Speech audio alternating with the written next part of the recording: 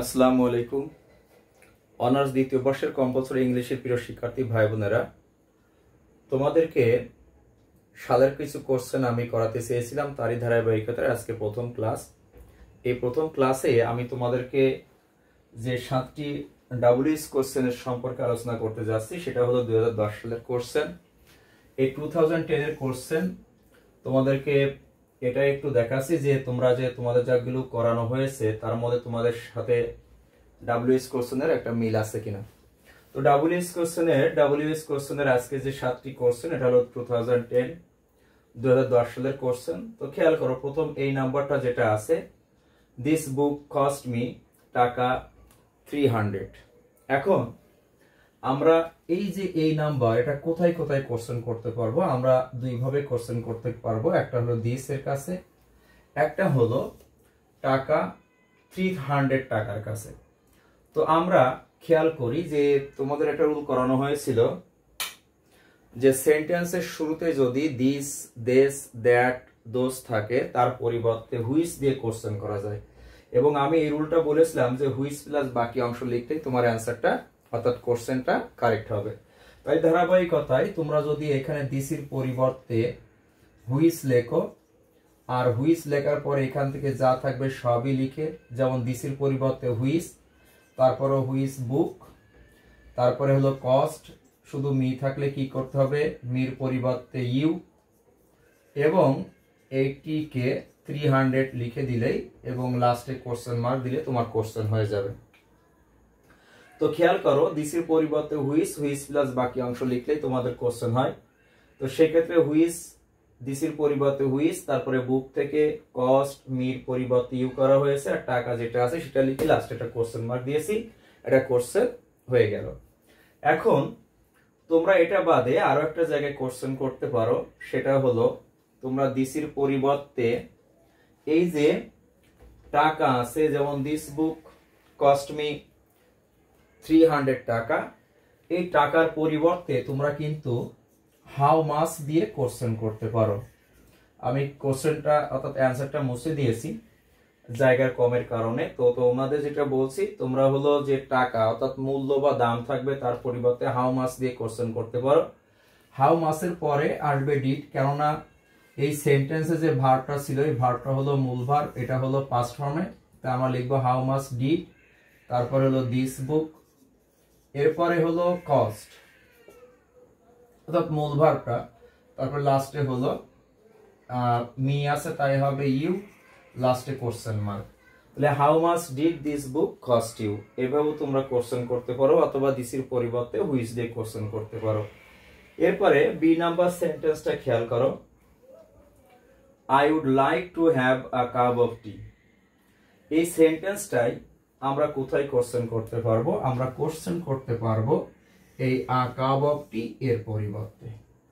খেয়াল করো, এখানে আই উড, উড একটা হলো মডেল অক্সিলারি ভার্ব, লাইক একটা মূল ভার্ব, টু হ্যাভ এটা হলো পান করা, এটা হলো টু বি অর্থাৎ ইনফিনিটিভ ভার্ব। এখন শুধুমাত্র আমাদের আ কাপ অফ টি এটা হলো অবজেক্ট অংশ। এখন তোমাদের বলা হয়েছিল অবজেক্ট যদি বস্তুবাচক থাকে তার পরিবর্তে হোয়াট দিয়ে কোশ্চেন করা যায়। তাহলে আ কাপ অফ টি এর পরিবর্তে আমি লিখবো হলো হোয়াট।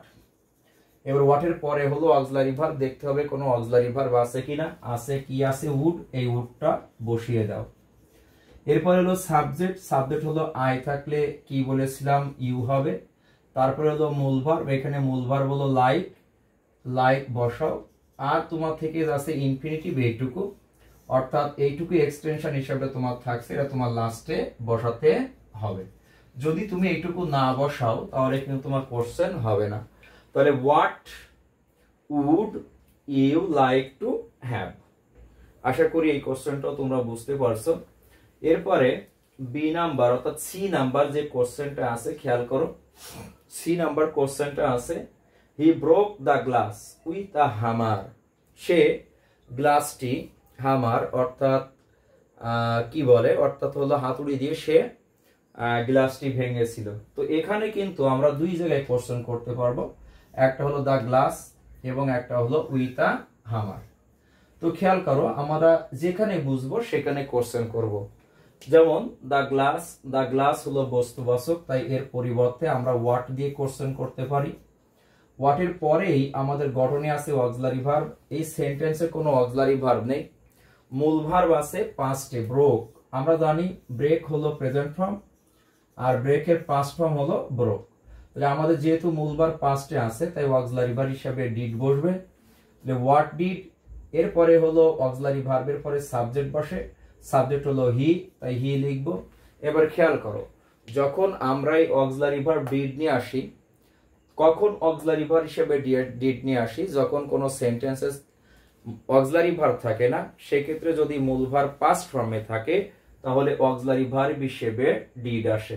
এবার যখন তুমি সাবজেক্টের পরে তোমার মূল ভার্বটা বসাতে হয়, তখন হলো মূল ভার্বের পাস্ট ফর্ম থেকে কিন্তু প্রেজেন্ট ফর্মটা বসবে। যখন তোমার ডিড আসবে, ডিড আসলে মূল ভার্ব পাস্টের থেকে প্রেজেন্ট ফর্মটা বসবে। যেমন এখানে ব্রোক ছিল পাস্ট ফর্ম, তাই অক্সিলারি ভার্ব হিসেবে ডিড নিয়ে এসেছি। এখন ব্রোকের প্রেজেন্ট ফর্ম হলো ব্রেক, তাই এখানে আমাদের কি লিখতে হবে? ব্রেক, অর্থাৎ প্রেজেন্ট ফর্মটা লিখতে হবে।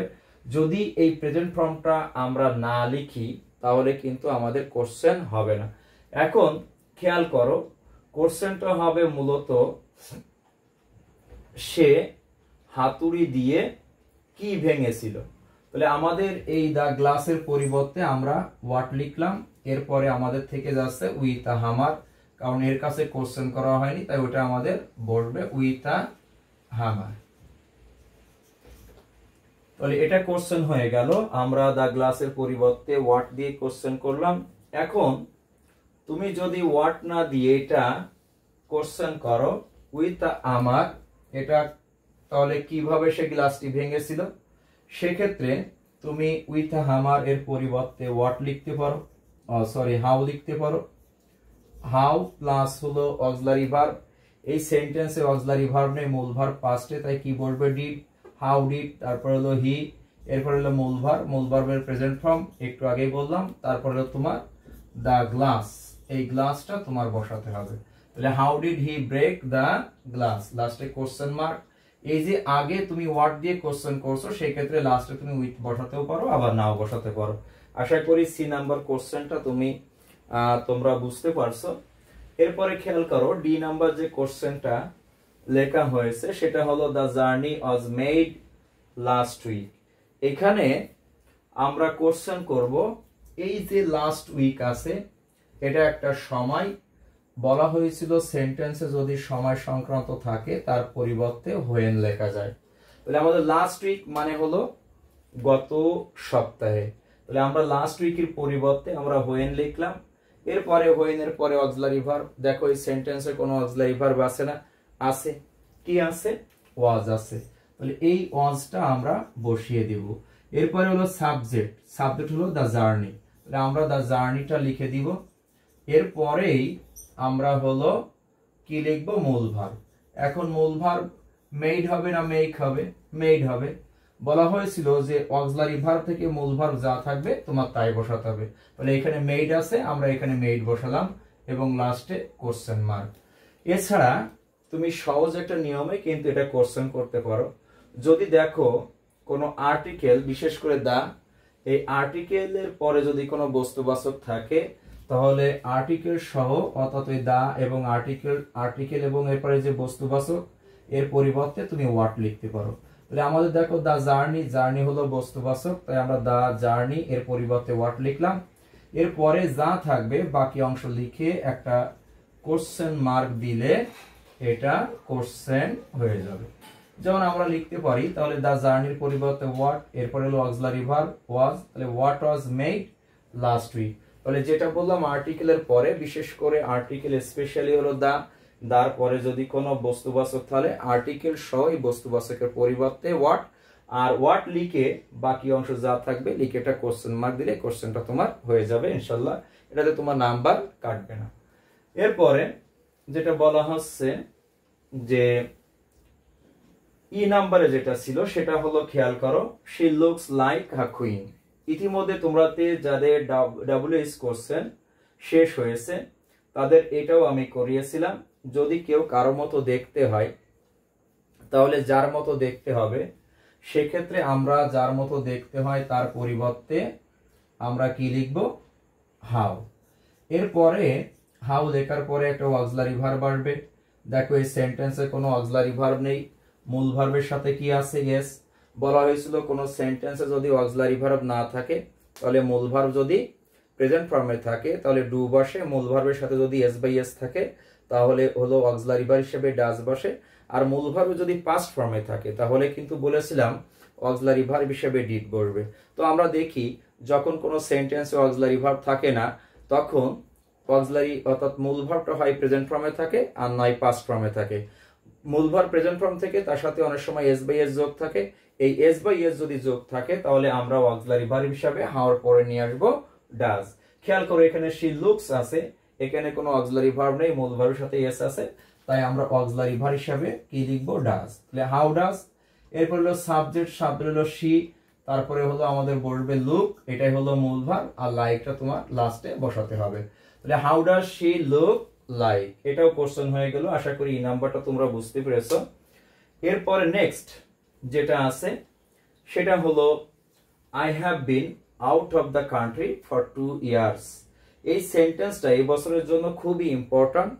আমি বলেছিলাম যে সিন্স এবং ফর এর পরে যদি কোনো টাইম থাকে, সিন্স অথবা ফর এর পরে কোনো টাইম থাকলে সিন্স সহ অথবা ফর সহ এই টাইমের পরিবর্তে আমাদের কোশ্চেন লিখতে হবে হাউ লং দিয়ে। কি দিয়ে? How long. তোমাদের নিশ্চয়ই মনে আছে যে সিন্স বা ফর এর পরে টাইম থাকলে সিন্স এবং ফর এবং ওর পরে যে টাইম থাকবে টাইম সহ আমাদের এর পরিবর্তে লিখতে হবে হাউ লং। তাহলে খেয়াল করো, I have been out of the country for 2 years। আমি 2 বছর ধরে দেশের বাইরে আছি। এখন এই যে ফর 2 years আছে, এই যে ফর এবং এরপরে সময় আছে, এই ফর 2 years এর পরিবর্তে আমরা লিখলাম হলো হাউ লং। এরপরে বলেছিলাম যে সেন্টেন্সে তোমার সিন্স অথবা ফর তারপরে সময় থাকে তখন অবশ্যই সাবজেক্টের পরে হ্যাভ বিন বা হ্যাজ বিন থাকে, অথবা তোমার ক্ষেত্রে বিশেষ হ্যাড বিনও থাকতে পারে। তো বিশেষ করে হ্যাভ বিন বা হ্যাজ বিন থাকে। আমাদের এখানে হ্যাভ বিন বা হ্যাজ বিন যেটা থাকবে, আমাদের যদি হ্যাভ থাকে তাহলে হাউ লং এর পরে হ্যাভ বসাবো, যদি হ্যাজ বিন থাকে তাহলে আমরা হাউ লং এর পরে হ্যাজ বসাবো। তাহলে আমাদের এখানে আছে হ্যাভ, তাহলে আমরা লিখলাম হ্যাভ, এটাই হলো অক্সিলারি ভার্ব। এরপরে হলো সাবজেক্ট, সাবজেক্ট আই থাকলে ইউ বসে। এবার বলেছিলাম সাবজেক্টের পরে এই যে বিন থাকবে, বিন থেকে বাকি অংশ তোমার লিখতে হবে, এটা লিখলে তোমার কোশ্চেন হয়ে যাবে ইনশাআল্লাহ। তাহলে how long have you been out of the country. How long have you been out of the country. আচ্ছা, যদি কেউ কোশ্চেন করো হোয়ার দিয়ে, সেক্ষেত্রে হোয়ার দিয়ে কোশ্চেন করলেও হতে পারে। যেমন where have you been, where have you been for 2 years। তাহলে এটা কোশ্চেন না করে বিশেষ করে কোশ্চেন যদি এটা আমরা হাউ লং দিয়ে করি সেটা সবচেয়ে বেটার হবে। এরপরে আসো যে নেক্সট যে রুলটা বলছে, তোমার কি বলছে, আ meeting of the students council will be held tomorrow. দেখো এই সেন্টেন্সটা কিন্তু টুমরো আছে, টুমরো একটা সময়, টুমরো এই সময়ের পরিবর্তে আমরা লিখতে পারবো কিন্তু হোয়েন। টুমরোর পরিবর্তে আমরা হোয়েন, এরপরে আমাদের আসবে হলো auxiliary verb, auxiliary verb will আছে তাই আমরা বসাবো উইল। তারপরে হলো সাবজেক্ট, সাবজেক্ট কিন্তু এখান থেকে এই পর্যন্ত, অর্থাৎ উইলের আগে আ meeting of the students council, এটা সাবজেক্ট, এটা আমাদের ওটা লিখতে হবে আ মিটিং অফ দ্য স্টুডেন্টস, তারপরে কাউন্সিল, তারপরে লিখতে হবে বি হেল্ড। এই বি হেল্ড হলো এখান থেকে ভার্বের কাজ করছে, তাই তাহলে আমরা বুঝতে পারলাম যে প্রথমে হোয়েন, তারপরে অক্সিলারি ভার্ব, তারপর subject a meeting of the students council, তারপরে হলো বি অর্থাৎ মূল ভার্বের থেকে বাকি অংশটা আমরা বসিয়ে দিলাম। তাহলে আমাদের কোশ্চেন হলো টুমরোর পরিবর্তে when will a meeting of the students council be held. আশা করি 2010 সালের অর্থাৎ 2010 এর যে 7টি কোশ্চেন ছিল তোমরা বুঝতে পেরেছো, এবং আমার সাথে তোমরা হয়তো একমত যে এভাবে হয়তো তোমরা কোশ্চেনটাও করেছো। তো যদি কারো কোনো কমেন্ট থাকে তাহলে তোমরা কমেন্ট করে আমাকে জানিয়ে দিও যে কোথায় বা কোনোটা বুঝতে পেরেছো কিনা বা ক্লাসটা তোমাদের কেমন লাগলো সেটাও তোমরা আমাকে একটু জানিয়ে দিও। আর যদি পারো তোমাদের বন্ধু বান্ধবের মধ্যে এটা শেয়ার করতে পারো, সেটা হলো আর একটু বেটার হবে। কারো ভালো লাগলে সেও একটু উপকৃত হবে এবং আমার জন্য কিছুটা বেটার হবে। তো থ্যাঙ্কস ফর ওয়াচিং। নেক্সট ক্লাসে তোমাদের আমি 2011 অর্থাৎ 2011 সালের কোশ্চেনগুলো আমি সলভ করাবো। বিগত 10 বছর পর্যন্ত তোমাদের যে কোশ্চেন পড়ছে এই কোশ্চেনগুলো সলভ করাবো ইনশাল্লাহ। Thanks for watching again.